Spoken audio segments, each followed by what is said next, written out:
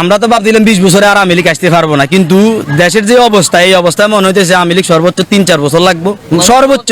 আমরাও ভাবছিলাম 30 বছরে আওয়ামী লীগ আসতে পারবো না, কিন্তু আওয়ামী লীগের আমলে যে খারাপি গুলো হয়েছে এখন আর 3 গুণ হইতেছে। দিন শেষে সবাই আওয়ামী লীগের টাকা খাইতেছে, সবাই বক্তব্যে বলতেছে আওয়ামী লীগের কাছে থাকতে পারবো না, কিন্তু রাত্রে কিন্তু বান্ডিল খাইতেছে, ভাই আসি ভাইয়ের হাত আছে, সব জায়গায় হচ্ছে। আপনি বলেন কার দুর্নীতি আপনি দেখেন নাই? আওয়ামী লীগ সরকারের পিএস 16 বছরে 400 কোটি টাকার মালিক হয়েছে, আসিফ মাহমুদ নাইতে 6 মাসে তারা 300-400 কোটি টাকার মালিক হয়ে যায়। তাহলে দুর্নীতি আগে বেশি হয়েছে না এখন বেশি হয়েছে? সময় পার্থক্য। কিন্তু তারা 16 বছরে 400 কোটি টাকার মালিক হয়, তারা 7 মাসে 300 কোটি টাকার মালিক। 5 আগস্টের আগে দেখলাম যে লুঙ্গি পিনছে, তারা এখন হুন্ডা নিয়ে ঘুরে। এটা পাইছে কই? অনেক লোকে গ্রামে গঞ্জে, আপনারাও জানেন, কিন্তু এখন আমি তো আপনাদের শো দেখাইতে পারতেছি না। সবাই জানে গ্রামে গঞ্জে এখন যারা খুঁজা খাইছে তারা এখন একজন নেতা, তারা এইভাবে হাত তুলে দেয়। আপনার স্বাধীন দেশে মানুষের রোডে মারে কিভাবে, পাথর নিক্ষেপ করে মারে ফেলায় কিভাবে? ওই তলে তলে সবাই ভাবি, অন্যের ভাব দেখলে এক পাল্লা বাড়াই মাফি। এটা হচ্ছে আমাদের মূল সমস্যা ভাই। উপরের দিকে তুতু মারলে নিজের গায়ে পড়ে, এটা আমরা ভাবি না। আমরা মনে করি আমি এখন সবকিছু, এই যে হত্যাটা হয়েছে দায়ভারটা এখন ডক্টর ইউনূসের কাঁধে সবাই দিয়ে দিবে। কেন দিচ্ছে? প্রশাসন কার? ডক্টর ইউনূসের। ডক্টর ইউনূসে কেন নির্দেশ দিছে? এদেরকে বাঁচানোর জন্য। তো হাসিনাও তো একই কাজ করেছে, সেম কাজটা হাসিনা করেছে না? তার নিজের ক্ষমতা রক্ষার্থে সে স্বাভাবিক অনুমতি দিতে পারে। তো হাসিনার যে দোষ,